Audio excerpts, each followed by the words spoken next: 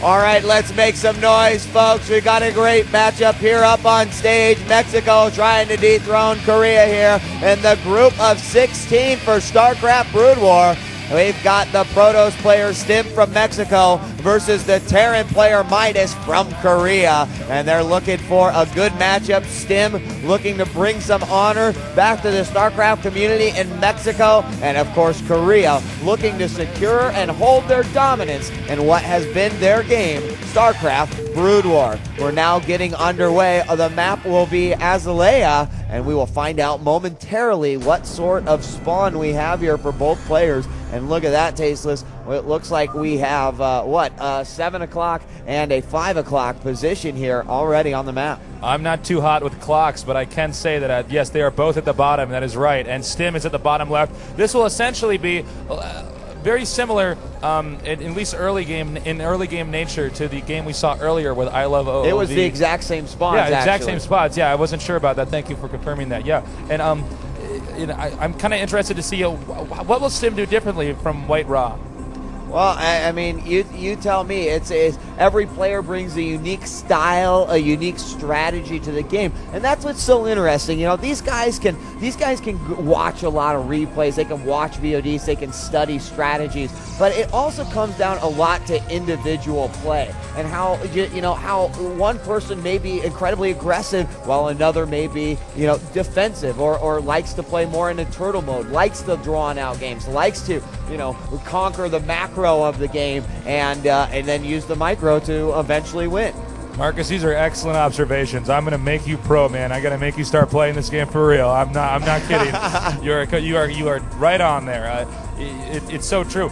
Sometimes certain players, their styles will conflict with other players. Right. Sometimes you'll have, some people, they struggle against players who rush, whereas other players, well, it's difficult for them. The math portion of the game is very hard. The macro element, there's a lot that can go on. There's a lot that you can learn in this game, and we'll see a lot of different characteristics in different players. You're totally right.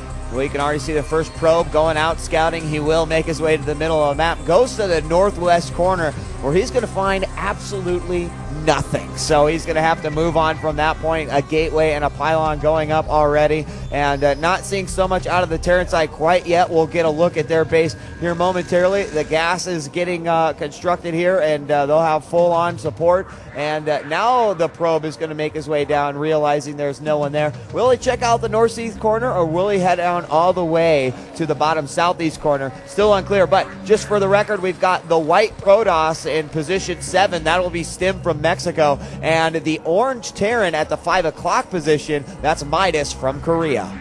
Yeah, yes, that's right, Marcus. And I was somehow stunted all of a sudden. I was unable to speak. We now see a second gateway going up here for STYM, and that means we're more than likely going to see some sort of a Dragoon rush, or perhaps a feint Dragoon rush. Perhaps it'll be some kind of a fake. Maybe he'll fast expo still. There's still a lot of opportunities for both players to still change their strategies. So we're going to see in a little bit against STYM, scouting now the top right corner of the map.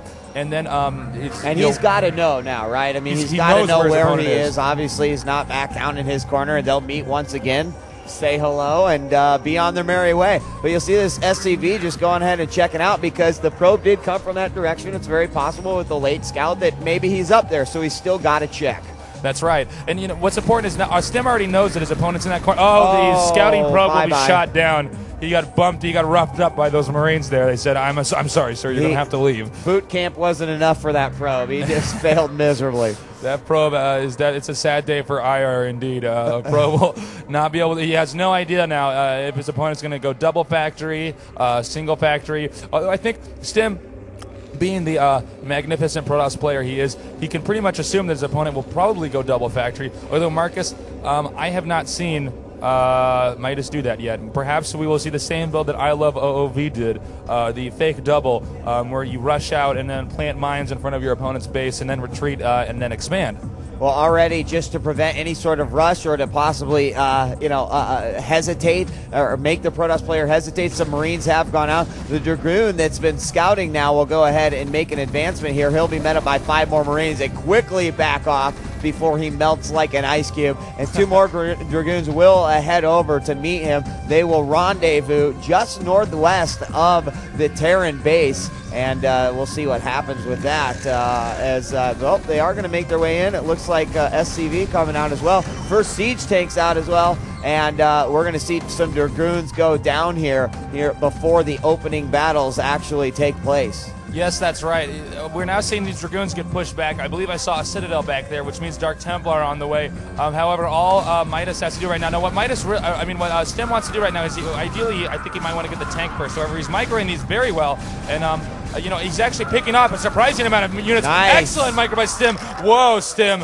Whoa, easy, buddy. You are out of control. Oh, and then no! you in front of that mine.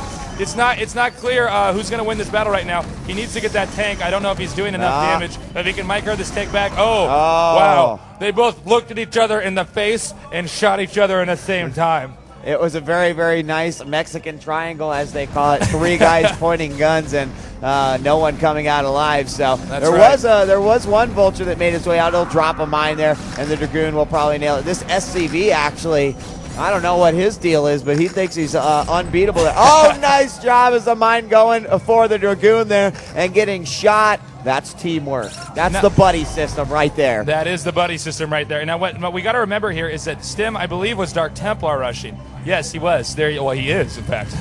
We'll use the present tense. And this means that those mines in which he's planting are not going to be that useful since they got blown up by that Dragoon. However, Midas, knowing this, is going to plant more mines right now. He knows that he can't afford to let that Dark Templar get in his base and possibly destroy everything that he has. All right, well, the build continues here in the opening minutes of this matchup. We've got Mexico versus Korea here. And we've got at least a Zealot out here joining those Dragoons, and not much going on, but we will see at least the start of an expansion here for the Terran side.